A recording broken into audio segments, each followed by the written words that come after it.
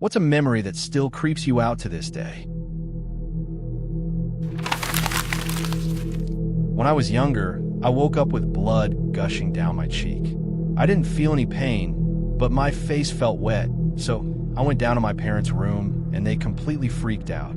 To this day, we still have no idea what cut my face, but I needed 8 stitches next to my eye. We checked the sheets, pillowcases, edges of the bed, everything. Still no idea what caused it. Reply: I have a medical condition where my capillaries occasionally poke through the skin and just bleed. It usually happens on my face.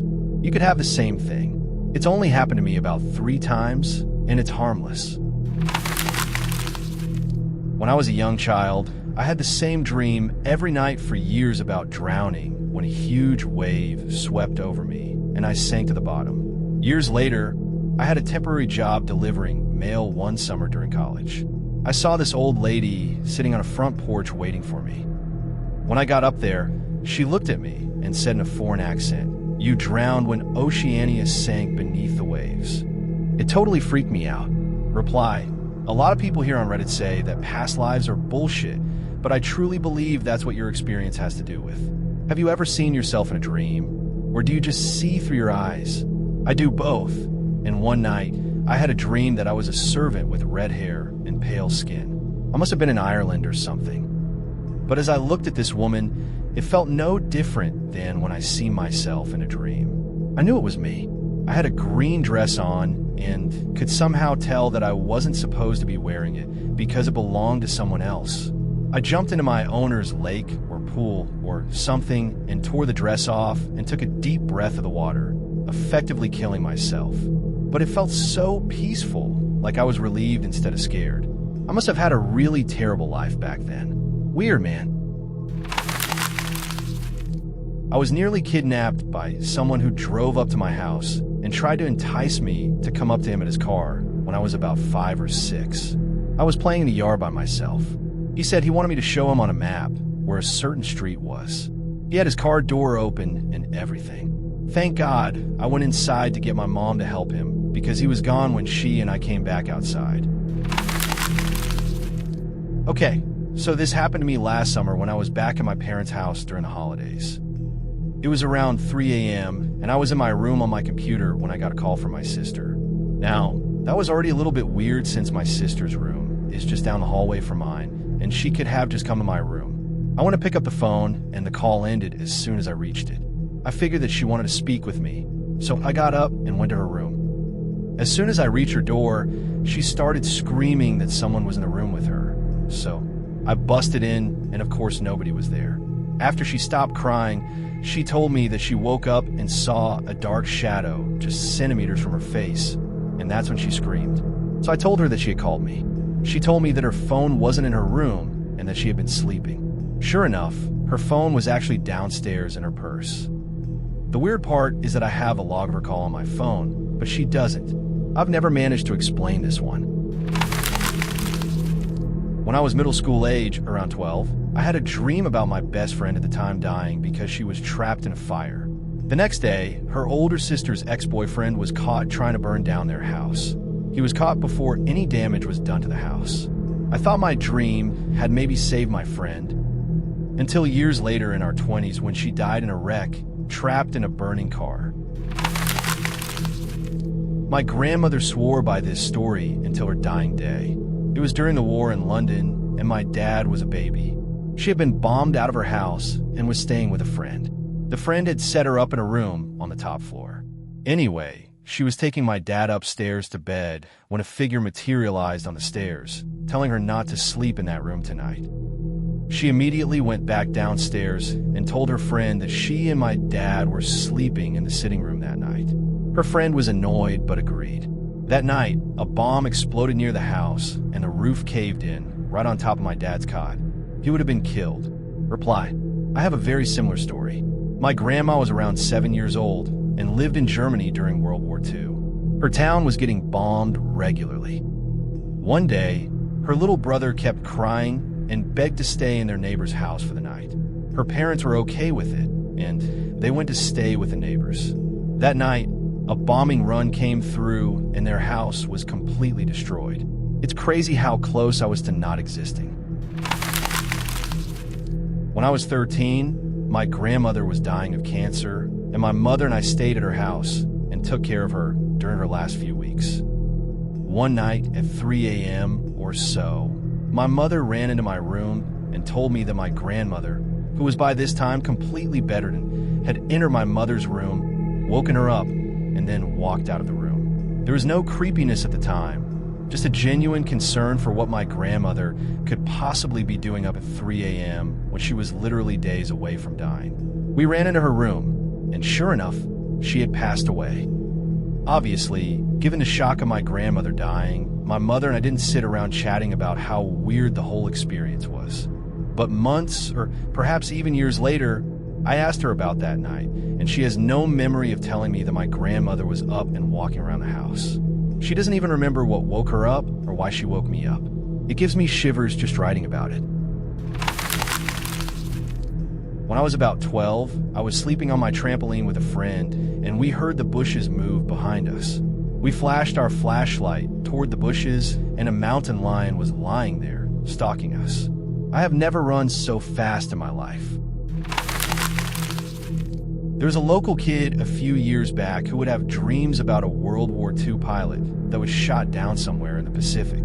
In the dreams, he was the actual guy. Really weird stuff. He knew everything about the guy.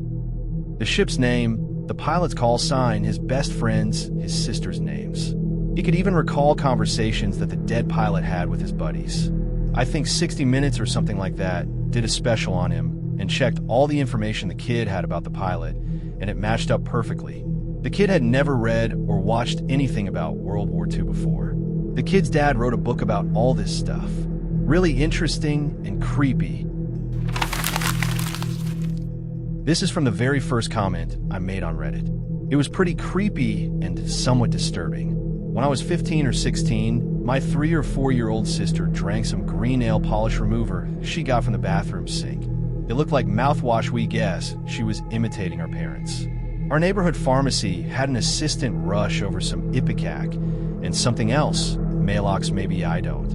No. While we were waiting, she was on the bathroom floor in pain when she told us. I drank some green stuff and died one time. My husband ran off with a girl, and I got sad and drank some green stuff and died. My girls were crying and sad when I died. We were freaked out. My sister is fine now. In summary, my 3 or 4-year-old sister told us about her suicide in a previous life. Not all that scary, but relatively creepy. A couple of friends and I were at the annual fair held at a local park one year.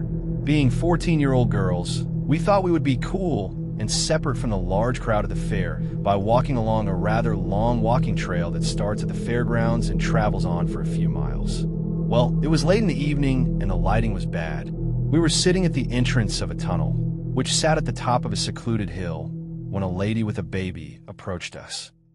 She asked us if we knew a man who was standing at the bottom of the hill near a bench, looking in our general direction. We told her we didn't, and her response was, "Well, he's been following you for a while. I don't know what he's up to, but you should be careful." Needless to say, we got out of there fast and headed back to the fair. When I was 18, my grandfather was having heart problems. I would wake up every morning and go to his house to see him. I would just talk to him, help him around the house, and watch TV with him. He had been really lonely since my grandmother died 3 months earlier. I will never forget this moment. It was June 7th. I arrived at his house, and my grandfather had the biggest smile on his face. I was so happy to see him smiling. He looked at me and said, "Guess what? I'm going to go see my wife in 2 days."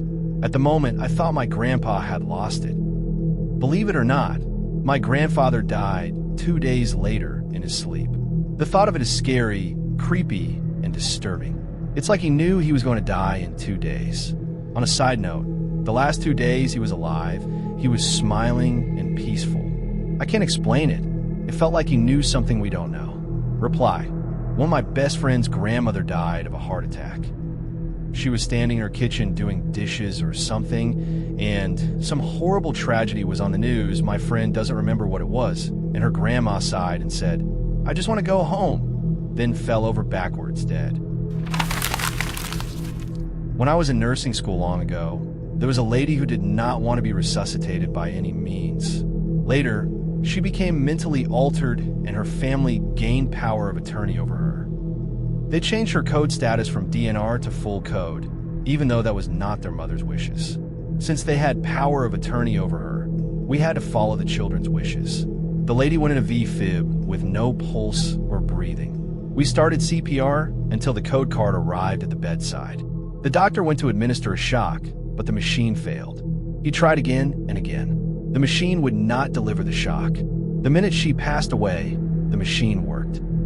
The hospital checks the defibrillator daily, and it not working has never, ever happened before.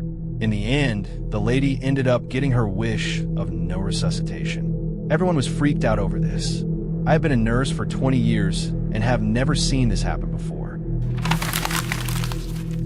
When I was in high school, I had a class in what was known as the Orange Hall. Every day in that class, I would hear someone whistling the song "Pop Goes the Weasel," but really slowly. 2 years later, when I had a class in the same hall, I heard it again nearly every day. Now my sister is in high school, and her friend said something about someone whistling the song. I found this strange because my sister is so much younger than me.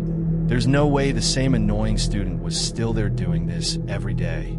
She said she asked her teacher about it, and the teacher said that happens every day around the same time. It's been happening for 10 years, and they've never been able to find anyone whistling in the halls.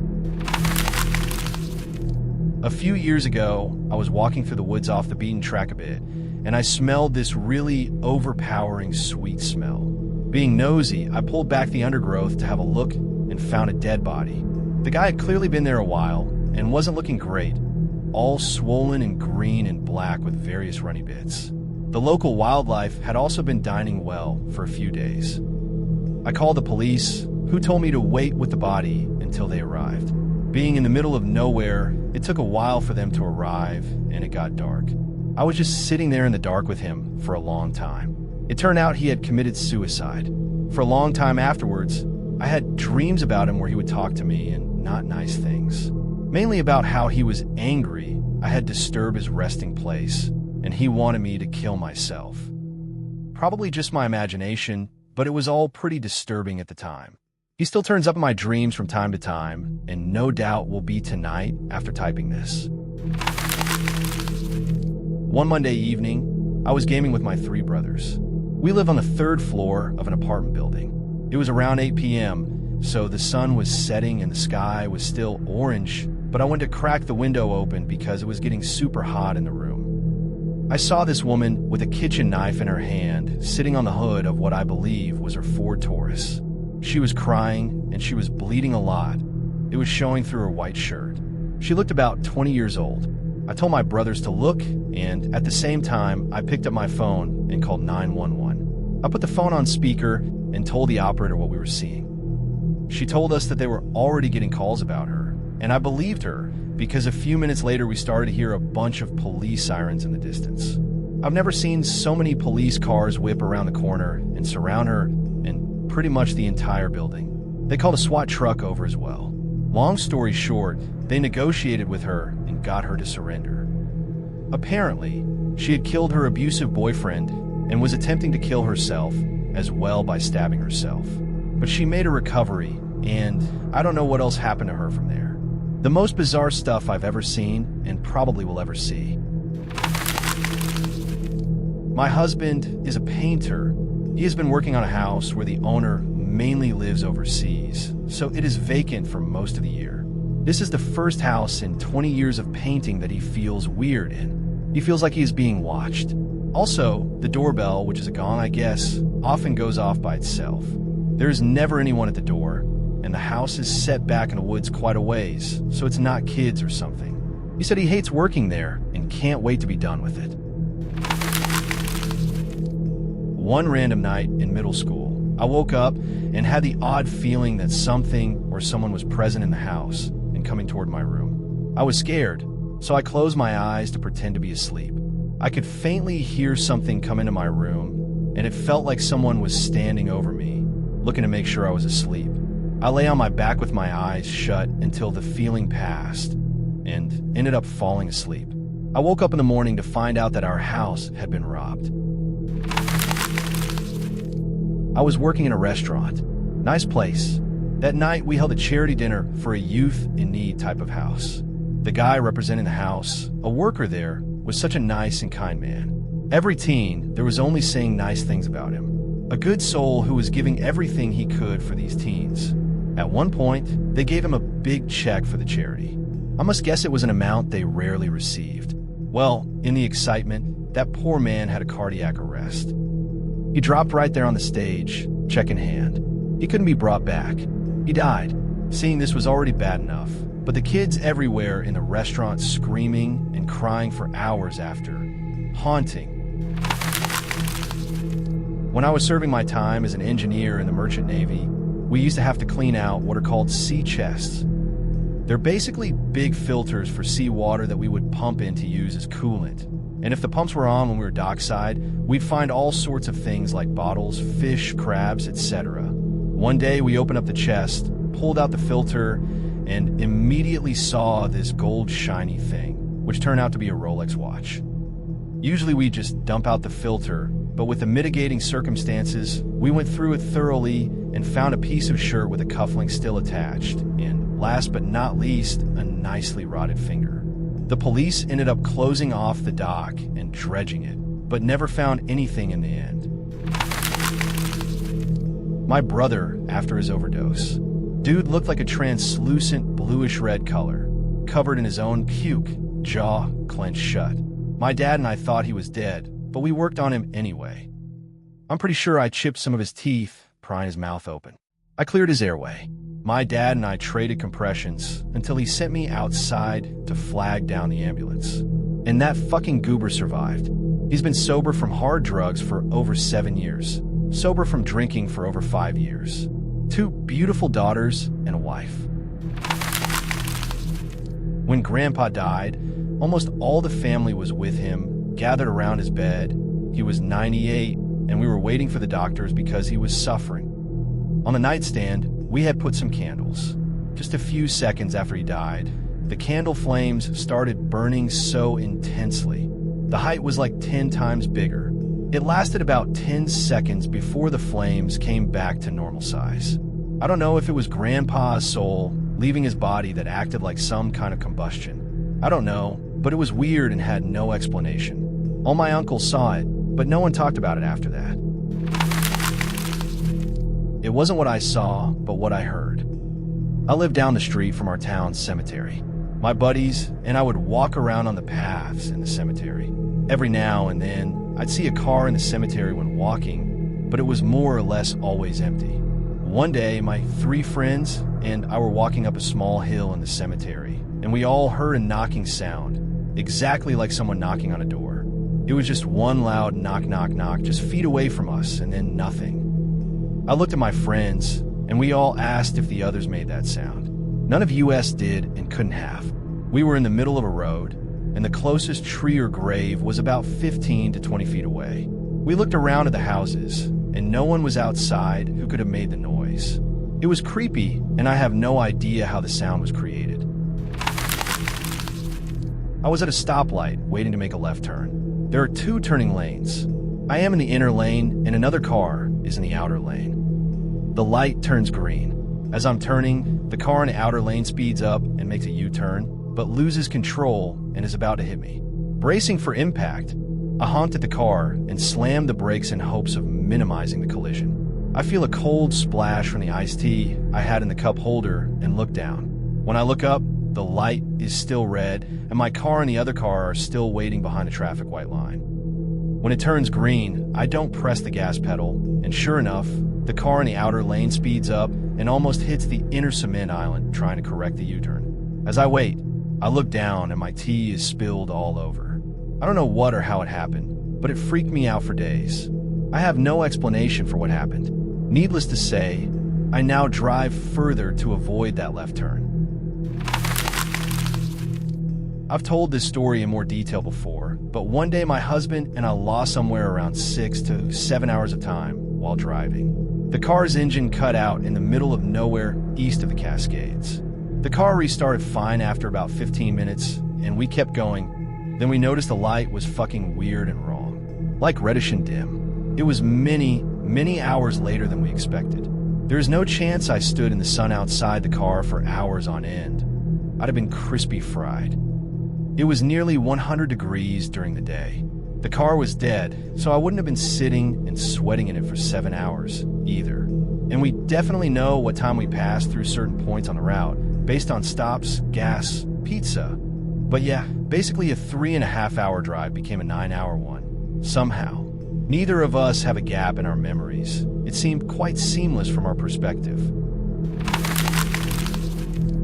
About 12 years ago, when I was in my teens, my friend's dad drove us all to a place known as Devil's Hill because there was a massive hill people used to speed over, and the area was said to be haunted. It also had a really creepy old church in the vicinity. Anyway, we drove there, and the back entrance had been completely blocked off with concrete barriers, so we drove around the long way to the other side of the hill.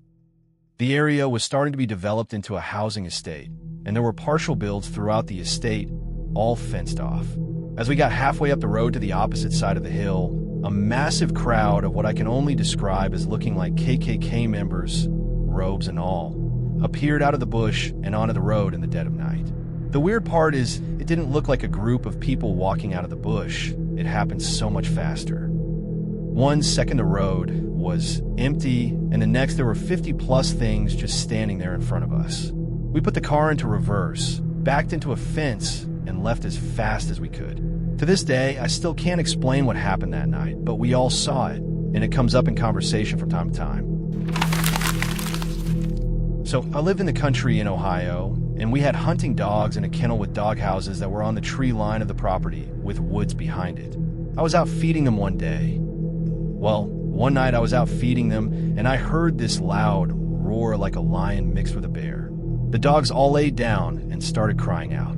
Then I saw the cage get smashed in from behind, and it looked like this black thing swiped across the fence. I ran, and my brothers came out with guns. We checked the woods and the kennel. There were 2 spots where the chain link was cut across like something out of an anime, but nothing was there. The dogs wouldn't come out of their dog houses. They were trained hunting dogs that didn't run from anything, and they were scared shitless. I stopped going in the woods at night after that. Once, when I was maybe 12 years old or so, I was asleep in my room in the dead of night when I awoke suddenly. I'm not sure what startled me awake, but once my eyes were open, I saw my open window to the left of me was filled to the brim with the image of my mother's face, as though superimposed on the window itself, grinning the most ghoulish and horrific grin I've seen before or since. I screamed at the top of my lungs with my eyes shut tightly from my parents down the hall. As I screamed the reason for needing their help, my mother apparently turned to my father and muttered sleepily, "You go, I don't want to see myself." Therapists are stumped, as am I. My mother has been unbothered by it since, and there ends my story. I was camping with my family somewhere, and this is truly my only memory from that trip. It was so traumatic. I'll start by saying it wasn't supernatural or unexplained. It was just a terrifying moment. I went with Mom hunting for good firewood kindling. She found this big, huge, rotten stump, perfect for starting a fire, and she hit it with a really heavy stomp, crumbling a third of it. A moment passed, and then she turned to me and screamed, "Run." I never heard her so afraid, so I took off running, and I just heard her screaming. Not in fear, in pain, but she kept telling me, "Keep running. Get your dad." So I went as fast as my little legs could take me. The stump had been full of bees or wasps. Couldn't tell you for sure.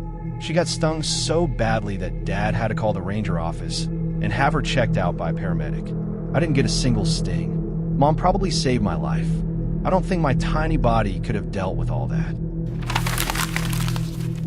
I don't remember exactly how young I was at the time, but it was really young. At the time, my parents both worked full-time, and my very old grandmother lived with us and took care of me during the day. I was an only child at that time. We lived in flats. Throughout the day, grandmother would take long baths, and I'd be seated in front of the TV until she got out and played with me. This one time, she took much longer than usual. At some point, after calling out to her and getting no response, I went to the bathroom door and knocked. When she didn't come out, I went in. She was submerged to her chin. Her body was twisted. Her face was so contorted it looked like she was in agony. Her lips were completely skewed to one side of her face, and her eyes were, just blank. I don't remember what happened next. But whenever my parents recounted the story, they say I ran out screaming bloody murder out of the flat. Neighbors heard me, called an ambulance, and my parents. She had a stroke and would be bedridden for the rest of her life. She died a year or so later, I think. It's weird. I can't really remember what she looked like anymore, but her face that time stuck with me. My parents told me I didn't speak for weeks afterwards. When I was around 3 years old, I fell into a 44-gallon drum filled with water that my little friend and I were looking into. I remember it being a beautiful sunny day and how clear the water looked. Apparently my friend somehow pulled me out after I fell in, but honestly, I don't know how another 3-year-old could do it. I don't remember anything else about it. I'm not sure where Mom was. Dad was at work. For years, I had nightmares about rust-colored clouds ballooning up, dark, rusty clouds. It took me 30 years before I realized it was the rust being stirred up by me trying to get out of that drum.